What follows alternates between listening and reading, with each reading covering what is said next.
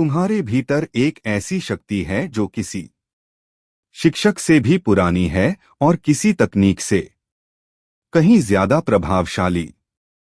यह वह शक्ति है जो तुम्हें ना कभी सिखाई गई ना ही पूरी तरह समझाई गई।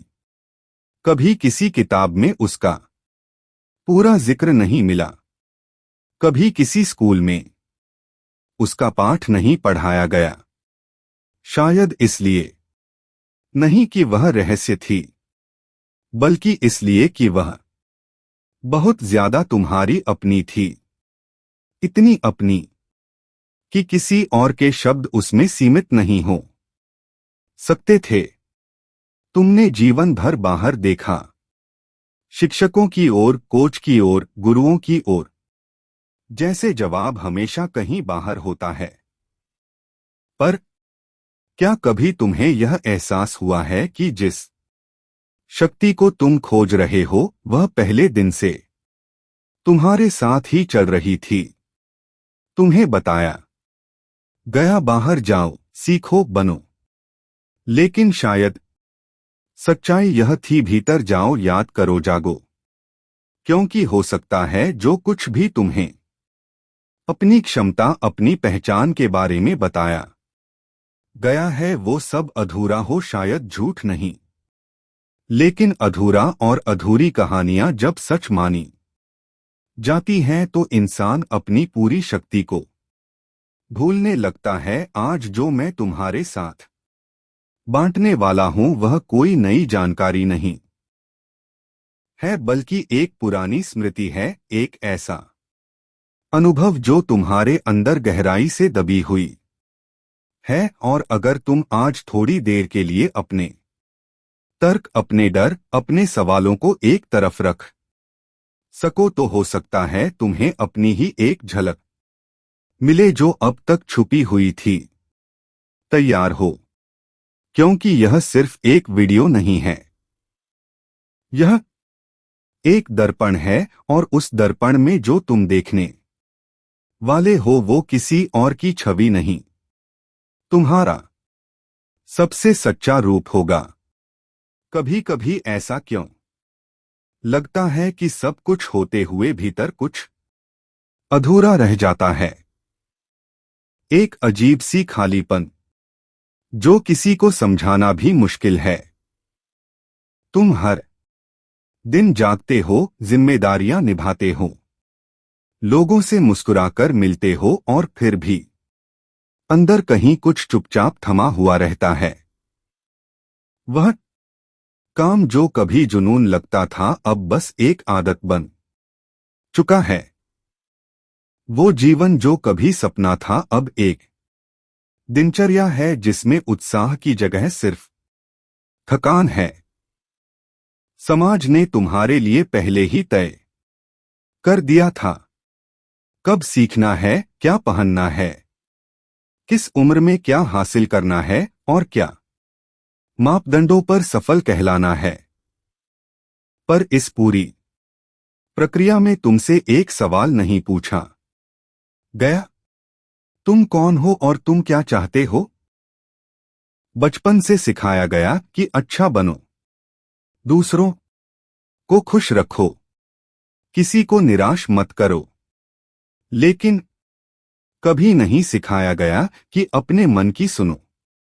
तुम्हारे विचार, तुम्हारे डर, तुम्हारे सपने, क्या वह तुम्हारे हैं या क्या वह बस किसी और के डिजाइन किए हुए नक्शे का हिस्सा है?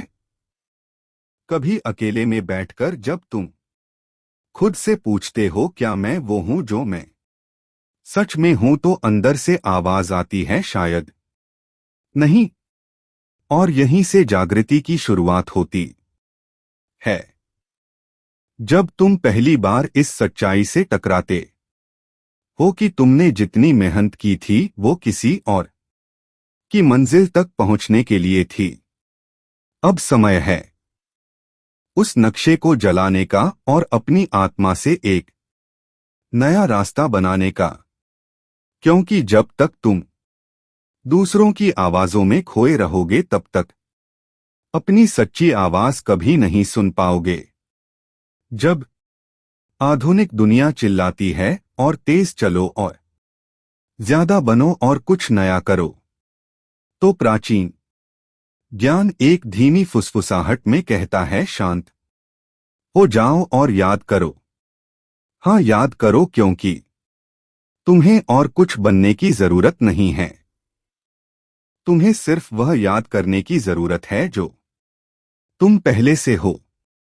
हजारों साल पहले जब कोई टेक्नोलॉजी नहीं थी, कोई माइक्रोफोन नहीं, तब भी कुछ लोग थे जो अपने भीतर उतरकर ब्रह्मांड से संवाद कर लेते थे। वे साधारण ल तब भी कुछ लोग थे जो अपने भीतर उतर कर ब्रह्मांड से संवाद कर लेते थे। वे साधारण लोग नहीं थे। वे आरसी थे, योगी थे, साधक थे। उनके पास ना किताबें थी, ना कोचिंग क्लासेस। फिर भी उनकी चेतना इतनी स्पष्ट थी कि वह मौन में ही सत्य को सुन सकते थे। वेद, उपनिषद, योग सूत्र, यह सभी बार बार एक ही बात कहते हैं कि शरीर सिर्फ एक आवरण है। तुम्हारी आत्मा ही तुम्हारी असली शक्ति है। कबीर कहते हैं, मन के हारे हार है। मन के जीते जीत, मन ही देवता, मन ही पापी, मन ही का मीत। आज आधुनिक विज्ञान भी यही बात कहने लगा है। क्वांटम फिजिक्स अब यह स्वीकार कर रही है कि हर वस्तु, हर विचार, हर भावना कंपन है। तुम पदार्थ नहीं हो, तुम ऊर्जा हो, और जब तुम इस ऊर्जा को पहचानते हो तो तुम फिर से उसी सत्य से जुड़ जाते हो जो तुम्हारी चेतना का मूल है। हीलिंग, ट्रांसफॉर्मेशन, शक्ति, यह सब तुम्हारे भीतर है। लेकिन वह तभी प्रकट होते हैं जब तुम भीड़ से बाहर निकलकर भीतर की यात्रा शुरू करते हो। अब वक्त है उन आवाजों को भूलने का जो कहती हैं कि तुम कमजोर हो, अधूरे हो, और फिर से याद करने का कि तुम संपूर्ण हो और हमेशा से रहे हो। दुनिया में 8 अरब लोग हैं, लेकिन उनमें से कोई भी तुम्हारी तरह नहीं है। तुम एकमात्र हो, एक अनोखा कंपन, एक विशिष्ट स्वर। तुम्हारे जैसा ना कोई पहले था ना होगा। तुम्हारी उपस्थिति अपने आप में एक उपहार है, ब्रह्मांड का एक विशेष ध्वनिपुंज। लेकिन कब से तुम दूसरों की धुन पर चलने लगे हो? कब से तुमने अपनी आवाज को दबा दिया किसी और की स्वीकृति के बदले? तुम्हारी सोच, तुम्हारे फैसले, तुम्हारा आत्ममूल्य, यह सब धीरे धीरे दूसरों के व्यवहार से बंधते चले गए। अब समय है पहला कदम उठाने का। बाहर देखना बंद करो, भीतर सुनना शुरू करो। तुम्हारे भीतर एक आवाज है जो बहुत हल्की है लेकिन सच्ची है। वो डर, शोर और संदेह के नीचे छुपी है, लेकिन जब तुम मौन होते हो वो बोलने लगती है। दूसरा कदम है यह समझना कि तुम्हारे विचार सिर्फ विचार नहीं, वह एक कंपन है। हर विचार, हर भावना तुम्हारे शरीर को छूती है। विज्ञान भी अब मानता है कि तुम्हारे विचार तुम्हारी जैविक संरचना को प्रभावित करते हैं। जब तुम खुद को नीचा दिखाते हो तुम्हारा शरीर सिकुड़ता है, ऊर्जा रुक जाती है। जब तुम प्रेम से बोलते हो तुम्हारी कोशिकाएं खुलती है, ऊर्जा बहती है। तीसरा कदम है अपने शरीर से वैसे बात करो जैसे किसी प्रिय मित्र से करते हो।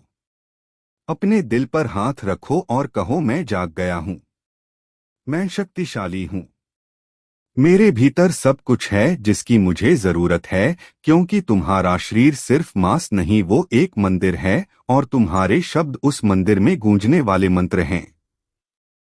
यह कोई मोटिवेशनल लाइन नहीं है, यह एक जैविक सत्य है। तुम्हारे विचार, तुम्हारे भाव, तुम्हारा कंपन, यही मिलकर तुम्हारे भाग्य की नींव रखते हैं। अब समय है केवल सोचने का नहीं, महसूस करने का। अब हम सिर्फ बातें नहीं करेंगे, अब हम अनुभव करेंगे, क्योंकि असली जागृति किताबों से नहीं आती, वह आती है अनुभव से, सिर से नहीं, दिल और शरीर की गहराइयों से। तो इस पल चाहे तुम जहां कहीं भी हो, बस एक क्षण के लिए रुक जाओ। अगर संभव हो तो अपनी आंखें बंद करो और अपना दाहिना हाथ अपने दिल पर रखो। अब एक गहरी सांस लो, नाक से धीरे धीरे अंदर और मुंह से धीरे धीरे बाहर। कोई जल्दी नहीं, कोई कोशिश नहीं, सिर्फ अशांति। अब अपनी सांस पर ध्यान दो। हर सांस के साथ महसूस करो कि तुम अपने भीतर और गहराई में उतर रहे हो, मानो तुम अपने अस्तित्व की जड़ों की ओर जा रहे हो। अब अपने आप से 3 वाक्य कहो। नीचे कमेंट में बस 3 शब्द लिखो। I am awake,